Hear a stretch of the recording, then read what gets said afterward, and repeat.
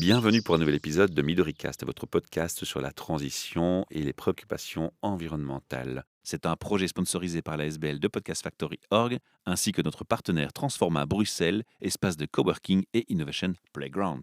Face à moi, j'ai deux personnes que je vais laisser se présenter, qui sont notamment de nouveaux membres de Transforma Bruxelles. Quand on vous dit que c'est un espace où on fait des rencontres géniales, c'est vraiment réel, que ce n'est pas des paroles en l'air. Je vais commencer par les dames. Merci. Bonjour, voilà, je m'appelle Isaline.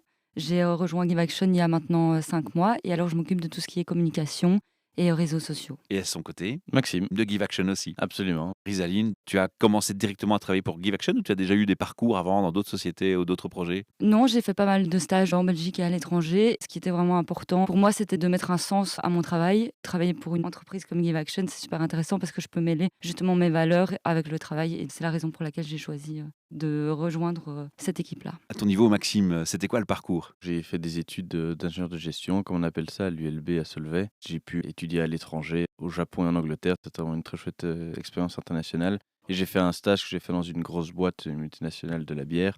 Expérience très enrichissante et intéressante. C'était en pleine période de Coupe du Monde en plus. Et étant un grand fan de foot, je me suis bien amusé. C'est là que j'ai remarqué aussi que ce genre de grosse boîte, c'est la croissance, le profit avant tout, aux dépens d'autres valeurs qui pour moi sont au moins aussi importantes.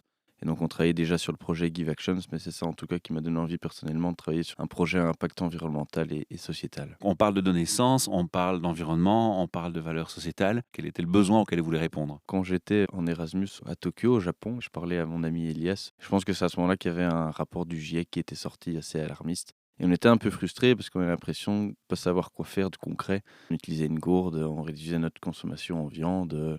Ok, mais on voit pas l'impact concret qu'il y a derrière. Et donc on s'est dit, pourquoi pas essayer de trouver une manière de se bouger et de montrer à tout le monde que chaque action qu'on fait a un impact réel derrière. On a fait nos petites recherches, on s'est inspiré de moteurs de recherche solidaires comme Ecosia ou Lilo que tu connais peut-être. Je suis utilisateur et j'ai des t-shirts Ecosia que j'achète régulièrement pour les sponsoriser, donc oui. On a remarqué qu'on était loin d'être les seuls, aussi bien chez les étudiants qui n'ont pas toujours les moyens financiers de faire un don et de soutenir des associations, mais également auprès de jeunes travailleurs qui ont également envie d'avoir un impact positif. Et c'est pour ça qu'on a lancé Give Actions. Ça, c'est un petit peu la genèse avec l'objectif premier d'offrir aux gens une manière de se bouger. Ce qui est génial dans ce que tu dis, c'est que moi aussi j'ai eu cette réflexion à un moment donné où je me dis, mais on a tellement de messages négatifs par ces fameux rapports, par les assos qui se battent aussi pour corriger le tir. Il faut qu'ils continuent de lancer des cris d'alarme, évidemment, on le reproche pas ça. Mais le problème, c'est qu'inconsciemment, dans la tête de l'être humain, on se sent tout petit face à quelque chose d'énorme. Et on a parfois le sentiment qu'on n'aura pas le pouvoir de changer les choses et on a tendance à baisser les bras. C'est un peu pour ça que dans notre association, dans notre ASBL, on a fini par lancer le projet MidoriCast qui parle d'environnement, une initiative positive pour inspirer, pour montrer l'exemple. Et donc, en fait, tu me rejoins complètement dans ta démarche. C'est vraiment ça l'idée. C'est vraiment inspirer les gens, leur donner des idées et lancer des pistes pour faire un impact et faire un changement. C'est comme ça qu'on doit le comprendre. Absolument. Et on essaye à différents niveaux de montrer à toute notre communauté, toute notre base d'utilisateurs, qu'il y a plein de manières de se bouger. C'est pas forcément via son smartphone, c'est aussi dans son quotidien, dans ses achats. C'est aussi pour ça qu'on met en avant des entreprises positives. Notre message, c'est que le changement passe aussi par une transformation de nos habitudes de consommation. Et ça passe par des entreprises qui se bougent et par des habitudes à changer, parce que voilà, la société a été construite de telle manière que on fait au plus confortable, au plus facile, alors que derrière, c'est pas forcément la meilleure solution au niveau environnemental et c'est pas facile de changer ses habitudes, voilà. Rizaline, toi qui es spécialiste de la communication, si tu devais définir l'application Give Action, parce que c'est une application dont on parle, c'est pas Oui. qu'une plateforme, c'est aussi une plateforme qui est symbolisée par une application téléchargeable sous Android, sous iPhone. Dis-nous, quelle est la manière dont tu définirais la plateforme à quelqu'un qui nous découvre avec ce podcast et qui ne comprend pas encore de quoi on parle? L'application Give Action, elle vous permet de soutenir des projets environnementaux ou sociaux en regardant des publicités d'entreprises positives. Donc il vous suffit juste de regarder 2 publicités par jour et alors ça vous permet de financer des projets et les projets, vous pouvez les choisir. Et donc les gens, s'ils veulent, ils peuvent faire aussi un don. Oui, il y a aussi la possibilité de faire un don. Quand est-ce qu'elle s'est vraiment mise en pratique? Comment et combien de personnes sont dans l'équipe? Quel petit monde se trouve derrière ce beau projet? On a lancé officiellement en septembre 2019 le projet avec les 3 cofondateurs. C'est relativement récent. C'est relativement récent, oui, On peut forcément. citer les fondateurs? Absolument, il y a Elias et Gaspard. Elias qui s'occupe du côté marketing et Gaspard qui s'occupe du côté IT. Le petit génie de l'informatique qui a tout développé. Le geek. Le geek, voilà. Le geek, si on peut l'appeler comme ça. Et puis il y a toi. Et puis il y a moi aussi, qui m'occupe plutôt du côté commercial. D'après ce que je comprends, il y a 2 publics. Il y a le public qui va proposer des projets, c'est juste? Il y a 3 publics. Il y a petit 1, des particuliers, donc des personnes comme toi et moi qui ont envie de se bouger. Petit 2, des entreprises qui veulent faire leur publicité. Et petit 3, des associations qui, là, ont des projets. Donc c'est important de faire la distinction entre les entreprises et les associations. L'utilisateur, il va venir sur l'application, c'est le particulier qui utilise. Il va choisir un projet qu'il veut soutenir, planter des arbres, offrir des repas à des sans-abri. Et pour ce faire, il va découvrir le contenu publicitaire d'une entreprise. Cette entreprise, en fait, elle paye pour qu'on regarde son contenu. C'est le principe de la publicité. Sauf qu'ici, une partie de l'argent sert à financer le projet associatif choisi. Donc en gros, 1 utilisateur regarde le contenu de 2 entreprises pour financer 3 le projet associatif. Donc tu as réussi à trouver le moyen de fermer la pub aux gens. Je dirais chapeau, quoi. Ouais, mais vu qu'on sélectionne les entreprises, nos utilisateurs ne voient pas ça comme de la pub, mais une découverte. Si à la TV, tu vois une publicité pour un super chouette projet, tu dis pas: «Ah, c'est encore chiant, ça prône la surconsommation», et cetera. Tu dis: «Ah, c'est sympa, je connaissais pas, voilà un magasin d'achat et de revente de livres de seconde main. Bah ouais, je pourrais l'utiliser en effet». En sélectionnant, on essaie de changer ce monde de la publicité pour la rendre de 1 non intrusive, c'est-à-dire que ça arrive pas à un moment qui nous dérange parce qu'on choisit de le faire, et petit 2 qui ne prône pas la surconsommation parce qu'on sélectionne nos annonceurs. Comment ça se passe au niveau de la communication? Parce que du coup, tu as 3 canaux de communication à travailler. Moi, je m'occupe principalement de tout ce qui est réseaux sociaux. On a un système de newsletter aussi qui permet de fidéliser aussi un maximum nos utilisateurs. Au niveau entreprise, on a lancé les landing pages. Et donc ça permet aussi de faire connaître un peu mieux au niveau des entreprises. Moi, c'est là-dessus que je travaille principalement. Je laisserai plus Maxime compléter. Maxime, justement, ces entreprises, elles ont des attentes. Forcément, c'est de partager leur contenu. Mais tu me dis surtout, avant tout, qu'en premier, il faut qu'il y ait du sens par rapport aussi à votre projet. Donc, quelles sont les entreprises à qui tu vas dire non? Quelles sont les entreprises à qui tu vas dire oui? Sur quels critères tu te bases? Ça m'intrigue un petit peu, je t'avoue. Et puis, je me dis aussi qu'il y a des entreprises qui sont douées pour faire du greenwashing. Mais est-ce qu'on peut leur jeter la pierre? Est-ce que finalement, faire un peu de greenwashing, c'est pas déjà le début d'une prise de conscience? Donc, du coup, je me demande où vraiment le curseur. Comment tu fais pour placer un curseur si complexe dans une société en changement de paradigme, avec tellement de données qui rentrent en jeu dans cette équation, en fait? C'est plus qu'une équation. C'est une très bonne question, et pour éviter justement des discussions sans fin, on a mis tout ça sur papier, on a créé une charte. Il y a 3 étapes principales. La première, c'est qu'on a listé toutes les activités refusées. Et donc si une entreprise réalise ce type d'activité, c'est d'office non. Donc, genre, vendre des armes. Vendre des armes, vendre du tabac, utiliser de la fourrure d'animaux dans ses vêtements, tester des produits sur des animaux, c'est d'office non. Petit 2, on a listé ensuite les activités éligibles, et nous on ne veut communiquer que sur des activités à portée environnementale, sociale ou culturelle. On parle bien ici d'activité, donc si une entreprise n'a pas forcément un impact direct dans son activité quotidien, mais un projet, une activité, ils ont lancé un produit éco-responsable par exemple, eh ben on pourrait communiquer sur celui-là. Donc ça c'est la deuxième étape, on communique sur un projet positif, une activité positive. Et puis petit 3, on se laisse un droit de regard au cas où une entreprise arrive à passer les maillons du filet, mais qu'on n'a pas envie de s'associer avec cette entreprise. On travaille également sur la création d'un comité indépendant de sélection justement pour cette 3e étape. Ce sera dans un second temps. Donc voilà, on a essayé de tout mettre sur papier pour être sûr d'éviter le greenwashing. Et pour nous, une des manières principales d'éviter ce greenwashing, justement, c'est de demander des actions aujourd'hui. Le greenwashing, il va être souvent utilisé quand on dit on te donne des promesses dans le futur. Ok, moi en 2025, je serai 100% carbone free. Sauf que nous, on veut pas de ça, on veut des actions tout de suite. Forcément, des grosses structures prennent un peu plus de temps à changer, et donc c'est pour ça qu'ils se mettent des objectifs, des visions un peu dans le futur. Mais nous, on veut une action aujourd'hui et pas juste dire vous pouvez aller chez eux parce qu'ils ont dit que dans 5 ans, ils pollueront plus, quoi. Tu as mis des garde-fous, mais la question que je me pose, c'est qu'est-ce qui se passe si une entreprise rentre dans le jeu avec un projet et puis en cours de route fait autre chose sur le côté qui est complètement paradoxal? Vous êtes en droit d'encore dire non? Ici, forcément, on remarque qu'il y a une activité refusée qui s'est glissée dedans et dont on n'était pas au courant, ou bien que ça éclate au grand jour, hein, comme il y a parfois des scandales, ben là, on se donne le droit, en effet, d'arrêter la collaboration. Vous vous rendez compte de la complexité du débat? Parce que, comme tu l'as dit, hein, pour éviter tout débat, on a une charte, mais je prends un exemple, une société énergétique X qui se dit green, membre d'un groupe qui, lui, va développer le nucléaire. Ça devient compliqué, non? Oui, forcément, c'est... Parce que l'entité légale que tu as, c'est la petite entreprise, mais tu sais très bien que derrière, il y a un big gros groupe qui, lui, bah, pas trop de scrupules, quoi. C'est sûr, et on remarque que même avec une charte, au final, les débats sont pas toujours terminés. C'est pour ça qu'on sait justement la 3e étape qui est un droit de regard. Voilà, typiquement, une boisson écologique et bio mais lancée par Coca-Cola. Est-ce qu'on a envie de la mettre en avant ou pas? C'est clair. Voilà. Ouais, ça peut faire réfléchir. Et c'est pour ça que nos utilisateurs aiment ce qu'on fait.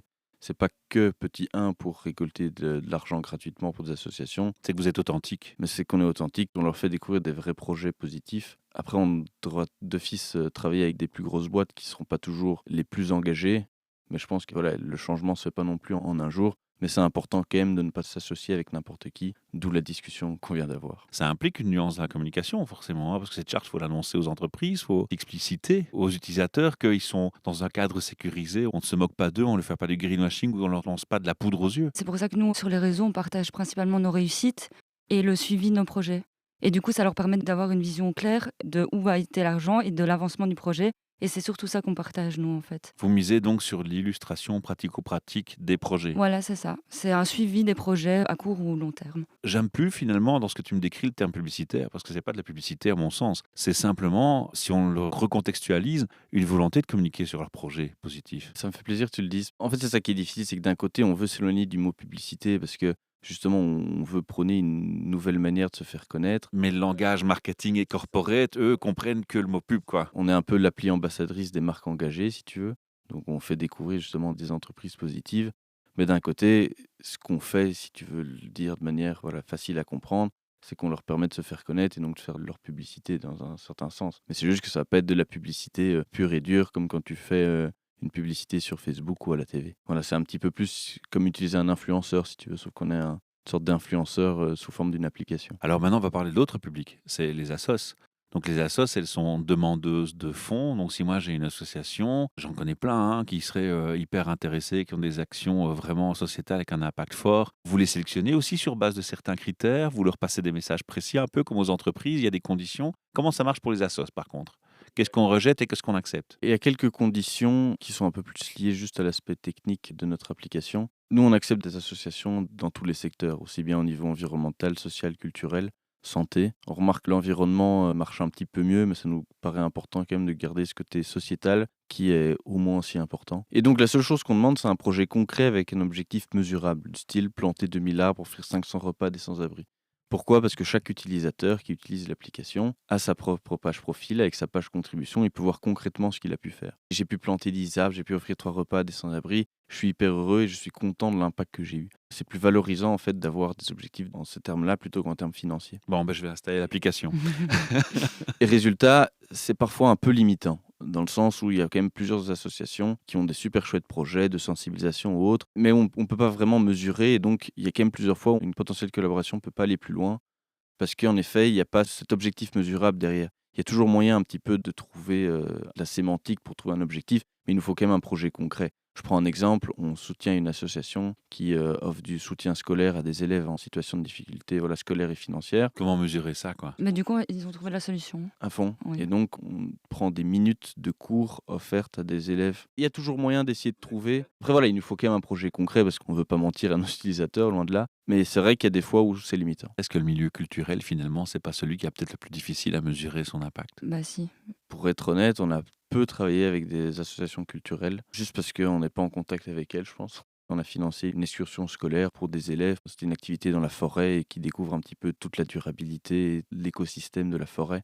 Mais je pense pas qu'on puisse vraiment le mettre dans le côté culture, c'est plutôt le côté éducation.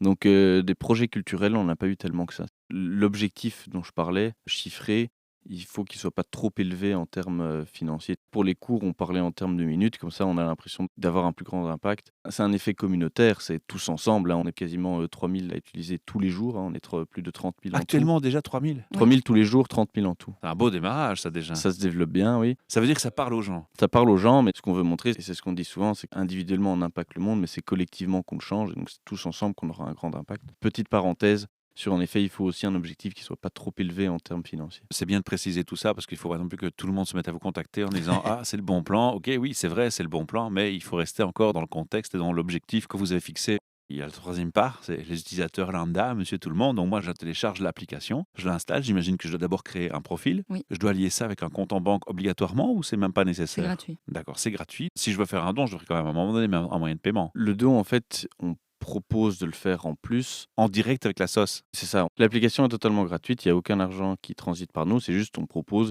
ah tiens, tu veux en faire plus, tu peux aller sur le site de l'association et faire un don classique si tu veux, Mais nous, notre objectif, c'est justement de rendre le don gratuit. Et donc, il n'y a absolument rien de payant sur l'application. Donc, je préfère le préciser. Là, l'objectif, c'est de donner un peu de son temps pour récolter de l'argent. C'est pour ça qu'on appelle ça le don gratuit. Comment ça marche? Je dois dire les sujets qui m'intéressent ou il y a des questions qui sont posées ou c'est moi qui vais un peu au rythme d'un fil, d'un réseau social, naviguer, voir: «Ah ça me plaît», je coche. Comment ça fonctionne pratiquement? L'application, elle est plutôt simple d'utilisation, hein. C'est directement une fois qu'on est inscrit, on a la possibilité de choisir un projet qu'on peut soutenir. Ils sont listés alors? Oui, il y en a souvent 4, un de chaque, thématique. Il suffit de regarder le contenu et après on peut suivre, sur son profil les contributions. Donc on peut mesurer l'évolution. Tiens, voilà, moi j'ai participé à autant et je vois comment ça grandit. Oui, exactement. Et une fois que le projet s'arrête, qu'est-ce qui se passe? Il y en a d'autres qui Oui, remplacent la personne. Est-ce qu'elle est notifiée par rapport à ce dont elle a déjà participé ou c'est pas quelque chose qui est encore ça, elle actif? peut le suivre dans ses contributions. Après, il y a pas encore un autre système, mais sinon elle peut toujours, suivre l'évolution des projets sur les réseaux sociaux.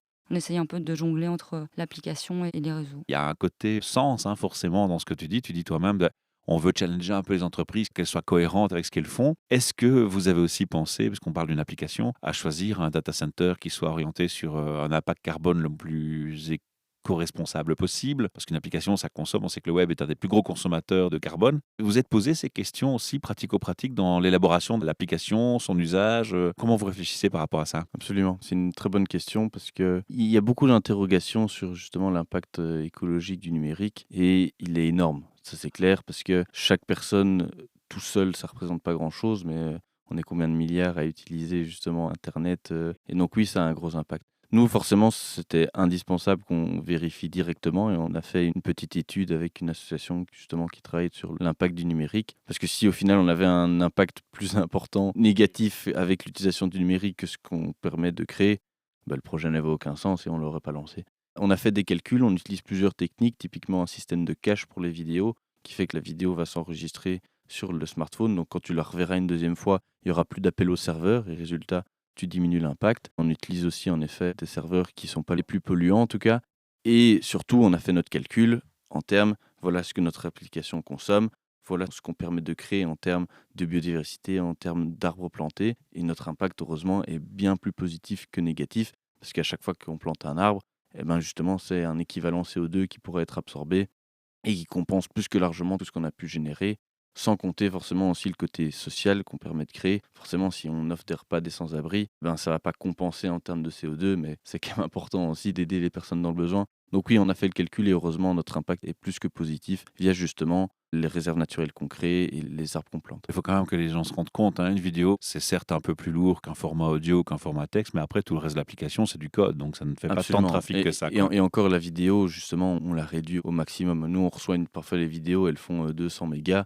Sur l'application, elles font jamais plus de 5, tu vois. Forcément, vu que c'est en plus petit, ça sert à rien d'avoir une qualité de ouf parce que sur un petit écran, c'est pas nécessaire d'avoir du 4K, tu vois, ça changera rien. Donc en effet, ça sert à rien et en plus, c'est même plus agréable pour l'expérience utilisateur qui doivent pas attendre. Là, avec une bonne connexion, en une seconde, c'est bon, hein. Alors dans le web, on est partout, dans le monde entier. Vous couvrez les régions. Comment vous avez pensé la stratégie à ce niveau-là? Francophone, quoi. Donc Belgique francophone et France. Au début, on avait laissé disponible un peu partout et pour la petite histoire, on s'est retrouvé avec pas mal d'utilisateurs au Canada, au Maroc, en Algérie. Donc, c'est sympa, mais au final, nous, on est une plateforme dans le sens où on met en contact des entreprises qui veulent toucher une certaine audience et des utilisateurs. Et s'il y a des gens au Maroc et qui voient que du contenu d'entreprises françaises ou belges, ça n'a aucun sens pour elles. Et même les projets se font en France ou en Belgique. Pour les utilisateurs, c'est beaucoup plus chouette de vivre là où ça se passe, quoi. C'est l'esprit encore Oui, économie circulaire, c'est ça. locale, et on reste dans le même état d'esprit qui est cohérent et qui fait son sens par rapport à votre projet. On est resté juste sur le côté francophone parce que au niveau communication et marketing, la Belgique francophone et la France sont très similaires et puis c'est la même langue forcément. Et donc c'est pour ça qu'on s'est développé sur ces deux marchés-là. Alors ça m'amène à la question qui va suivre, le futur de l'application. Est-ce qu'on pourrait s'imaginer que bientôt ce soit aussi accessible, puisqu'on est dans un pays trilingue, à la communauté néerlandophone ou germanophone dont on parle trop peu? Est-ce qu'il y a une ambition dans ce sens-là? Est-ce qu'il y a une ambition finalement, malgré tout, après du temps, à soit de faire évoluer l'application dans un sens, ou au contraire à s'internationaliser? Alors la réponse, à mon avis, internationaliser, c'est plutôt non, d'après ce que tu viens de me dire, mais par contre, on peut faire évoluer l'application vers d'autres choses, ou tu n'as pas encore pensé à ce futur? Si, absolument. Nous, on est une start-up de communauté, et donc il faut qu'on ait beaucoup de gens pour que ça ait un impact d'autant plus grand. Là, on est plus de 30 000, c'est déjà super, mais notre objectif, c'est qu'on soit 10, 100 fois plus, tu vois. Et donc oui, il y a un objectif d'aller sur le marché flamand après et de proposer notre application à toutes les personnes néerlandophones. Mais chaque chose en son temps. Mais en effet, nous, on adorerait le faire. Là, l'application n'est pas en néerlandais, pas parce qu'on n'a pas envie de le faire ou parce que notre niveau est trop faible, mais juste parce que ça voudrait dire qu'il faudrait faire le double du travail, quoi. Il faudrait mettre toute l'application en néerlandais, il faudrait trouver des entreprises néerlandophones, il faudrait de préférence aussi trouver des associations qui sont plutôt actives en Flandre. Donc voilà, en fait, ça doublerait le travail. Nous, on est forcément une très petite structure, et donc il vaut mieux se concentrer juste sur le côté francophone dans un premier temps. Est-ce que ça pose malgré tout parfois des petites difficultés si l'entreprise qui vous contacte, c'est une grosse boîte qui est implémentée nationalement et qui justement est active sur tout le territoire et qui va peut-être avoir une frustration de se dire zut, j'aimerais avoir un impact des deux côtés. C'est déjà arrivé ce débat? Pas tellement que ça, parce que même dans une entreprise qui est active dans les 2 langues, eh ben, elle a aussi une communication et des contenus marketing pour chaque, quoi. Là, on travaille par exemple avec Farm, le magasin coopératif, et donc forcément, ils sont aussi bien en néerlandais qu'en français, mais on ne prend forcément que la partie partie communication francophone. Ça n'a pas encore été un souci. Certaines entreprises aimeraient se dire: «Oh, c'est dommage, ça aurait été bien en néerlandais aussi pour toucher un Bon, on public». leur dit patience. On leur dit Voilà. patience. Il y a des choses qui sont faciles à communiquer. C'est un message positif que tu as à prôner toi dans ton travail tous les jours. Donc c'est juste du fun, j'ai envie de dire. Oui, Mais est-ce que carrément. malgré tout, il y a des challenges en termes de communication sur ce type d'application? Est-ce qu'il y a des concurrents? C'est quelque chose de connu? C'est une initiative tout à fait originale? Comme toutes les sociétés, on a à chaque fois de la concurrence, mais après, c'est vrai que c'est un projet qui est plutôt innovant. Du coup, ça plaît. Donc, moi, c'est que de l'amusement. Et puis, de toute manière, tout est positif dans ce qu'on partage. Donc, les gens sont réceptifs. C'est super, quoi, à ce niveau-là. Il n'y a pas trop de soucis. C'est un projet qui est génial, mais il doit vivre. Donc à un moment donné, il y a un business model malgré tout.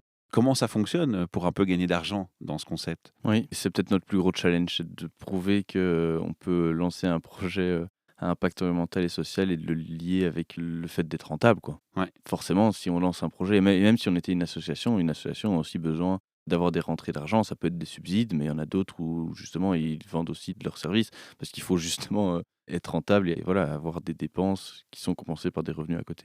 Ceci étant dit, nous, notre business model, il est que quand une entreprise paye justement pour montrer son contenu, eh ben, 80% de nos bénéfices sont donnés aux associations. Ah, pas mal. Donc c'est quand même assez généreux, quoi. Ah oui, absolument. Mais pour l'instant, voilà, pour être entièrement transparent, on n'a pas encore atteint la rentabilité financière, mais c'est en cours. Mais c'est comme tout projet, ça prend C'est du comme tout temps. projet, Ouais. ça prend un peu de temps et là, on a reçu du soutien financier de partenaires qui croyaient aussi en notre projet. Et donc voilà, c'est sur le chemin, on est totalement transparent là-dessus. Et si on voulait lancer un projet pour se faire de l'argent, on n'aurait pas choisi celui-là, je pense. Toi qui es dans la com, quel mot de la fin tu aurais envie de communiquer à ceux qui nous écoutent? Est-ce que l'utilisateur, par exemple, peut remonter des informations, des attentes? Parce que moi, en tant qu'utilisateur, j'installe l'appli, je me dis, tiens, il n'y a pas encore de projet qui s'occupe de ça, j'aimerais bien que ça arrive. Est-ce que je peux communiquer vers vous et dire, Ah bah tiens, oui, carrément. Justement, on est hyper ouvert à ce niveau-là. Il faut surtout pas hésiter à prendre contact avec nous, à nous proposer de nouveaux projets, de nouvelles idées. Et puis nous, de notre côté, on verra dans la mesure de possible ce qui est faisable. De toute manière, c'est ensemble qu'on veut changer les choses. Donc vraiment, toutes les idées sont bonnes à prendre, quoi. c'est un beau message aussi. Alors justement, pour ce faire, le meilleur moyen de vous contacter, c'est le site internet, j'imagine. Tu peux donner l'URL du site internet? Giveaction.com, voilà. Giveaction.com. Giveaction, du coup, c'est GIVEACTIONS.com. Vous êtes présent sur les réseaux sociaux, forcément, parce que Oui. tu communiques sur les réseaux sociaux. Donc Exactement. il y a une page sur quel Sur réseau? Instagram, Facebook et LinkedIn, on est présent, donc il ne faut pas hésiter. Et on répondra avec plaisir. Ok, et on partagera ces podcasts un maximum pour vous faire un maximum de visibilité. Voilà. Et c'est ce que j'aimerais inviter mes auditeurs à faire. Je vous remercie de m'avoir octroyé votre temps et votre confiance. Et on espère vous réinviter peut-être prochainement dans cette émission pour voir un peu où vous en êtes et comment ça évolue. Et vous aurez en tout cas notre micro où vous serez toujours les bienvenus en fait. Merci beaucoup. Welcome. Génial, merci Michel. À très bientôt. Ciao, ciao.